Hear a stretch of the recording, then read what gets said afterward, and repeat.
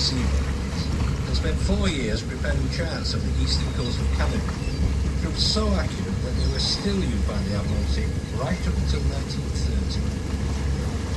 Then, in 1768, the Royal Society decided to send an expedition of discovery to Tahiti in the Pacific Ocean to observe the planet Venus crossing the face of the Sun. Funded by the Crown, the Earl of Pembroke was purchased for just under £3,000, taken to London to be fitted out and renamed His Majesty's Bark Endeavour. The Admiralty decided that James Cook was the ideal man to lead the expedition.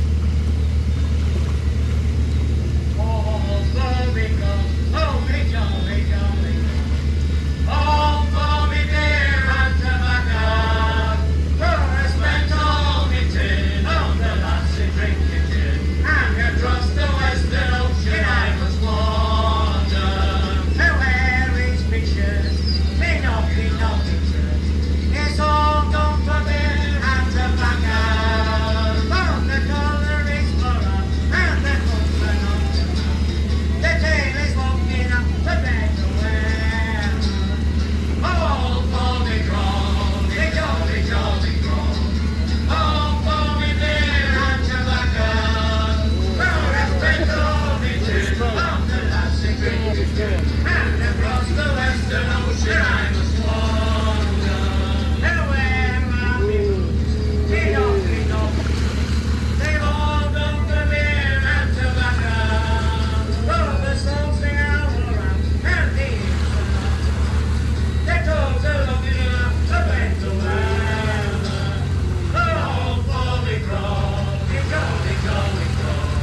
Oh, for me beer and tobacco. For I spent all my tin on the lassie drinking gin. And across the Western Ocean I was wandered.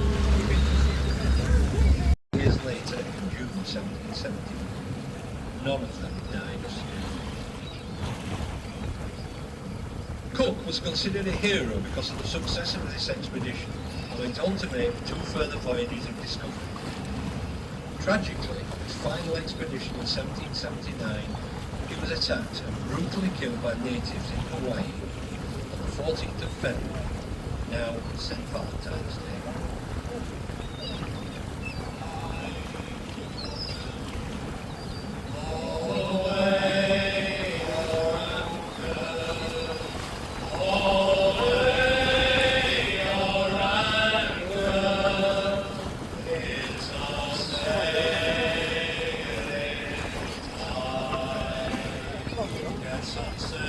What's that? Yeah, very far.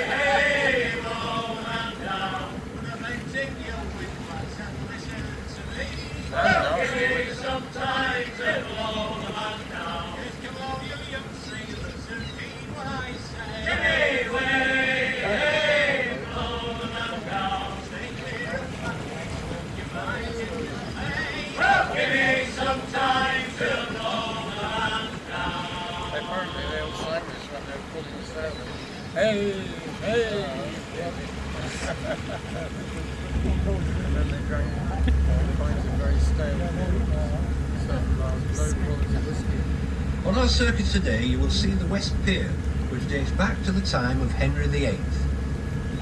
Over the years, it has been rebuilt several times using timber and concrete, and the extensions were added in 1912 to reduce the swell in the harbour and provide a promenade for the townspeople and visitors.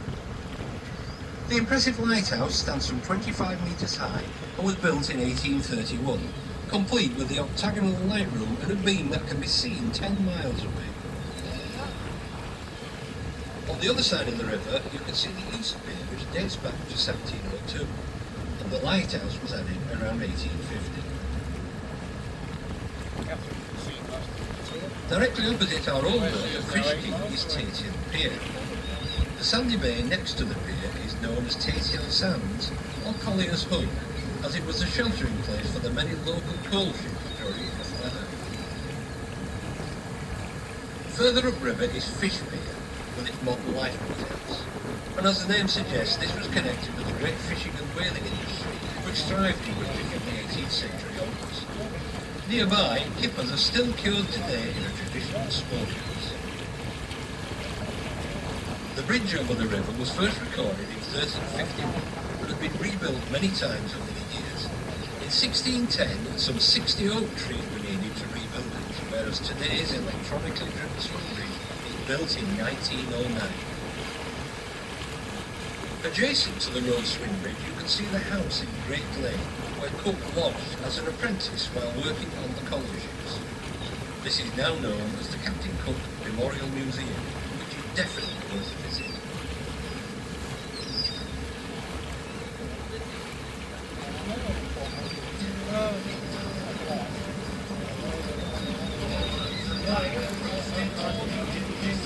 Easy shot.